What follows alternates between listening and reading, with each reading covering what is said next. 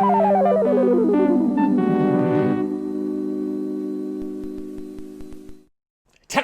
on The Good, the Bad, and the Unknown, Gene Wilder gets smarter, goes from zero to hero, then gets even wilder. Roll the intro.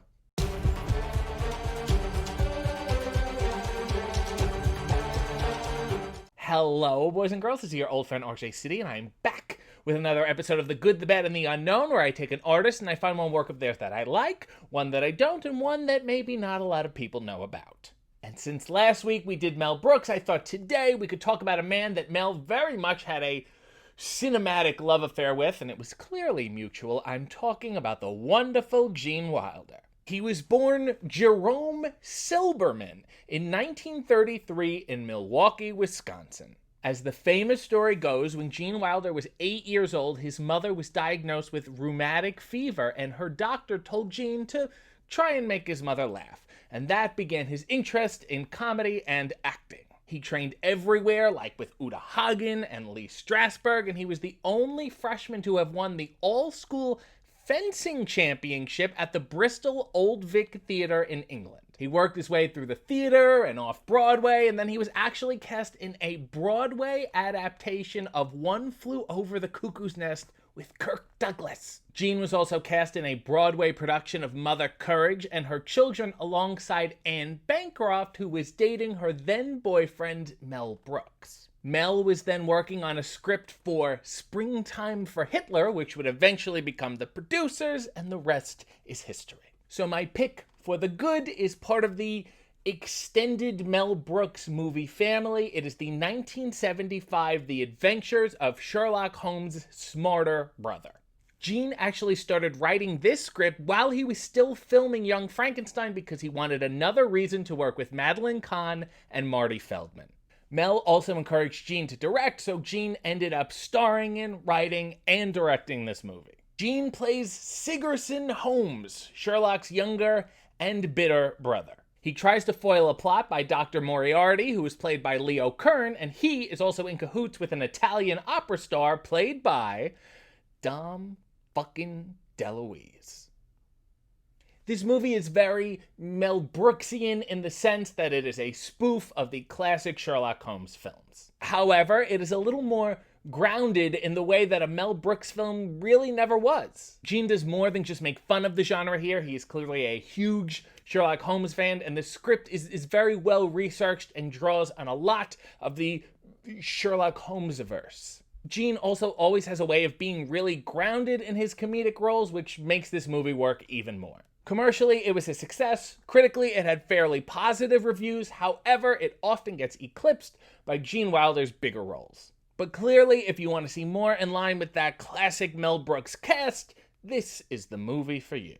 So The Good was The Adventures of Sherlock Holmes' Smarter Brother, which was a reunion of sorts, and The Bad was also a reunion of sorts, but it just didn't work at all. It is 1974's Rhinoceros, starring Gene Wilder and Zero Mostel. Of course, this duo first starred in 1967's The Producers, and the fact that you didn't even know that they teamed up again tells you how bad this movie really is. It is based on an absurdist play of the same name by Eugene Ionesco.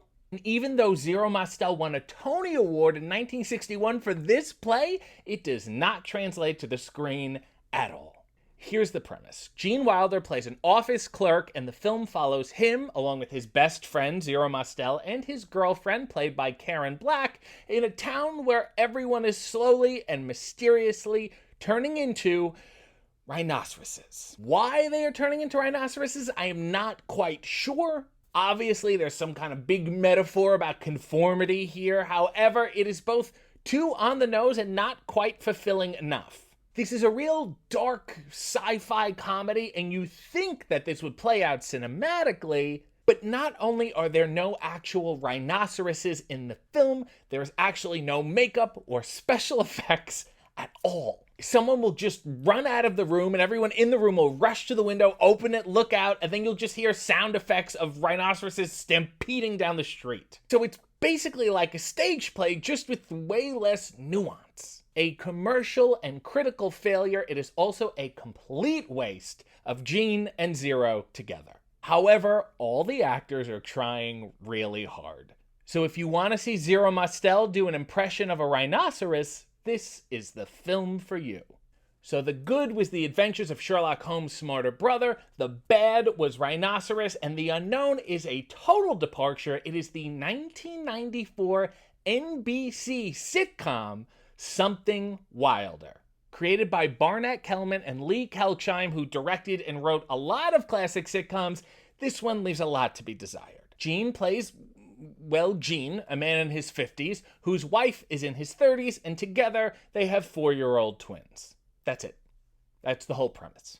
Gene Wilder is old, and everyone else isn't. Gene's wife was originally played by Jennifer Grey from Ferris Bueller's Day Off and Dirty Dancing. However, test audiences found the age gap to be disturbing. So Jennifer was replaced by the slightly older Hilary Bailey Smith, who was also on One Life to Live and made appearances on that show while she was still filming this. Not surprisingly, such a layered comedic actor like Gene Wilder makes zero sense in a loud, wacky, colorful 90s comedy with a laugh track. Not only is he too old for this shit, he just seems too smart for it too. The show premiered Saturday, October 1st, 1994 at 8 p.m. But the ratings were so bad that after only 4 episodes, it was moved to Tuesdays at 8:30. The ratings were still so bad that it was canceled in March of 1995. Although 18 episodes were produced, the final 3 episodes were unaired and still remain unseen.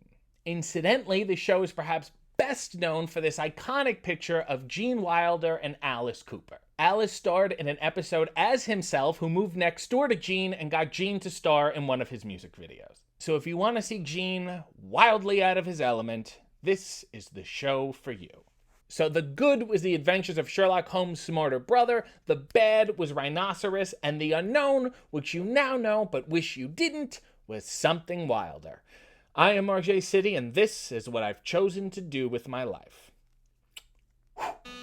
Guests of the RJ City Show, subscribe to his channel, follow him on social media, and buy his t-shirts at prowrestlingtees.com/RJ City.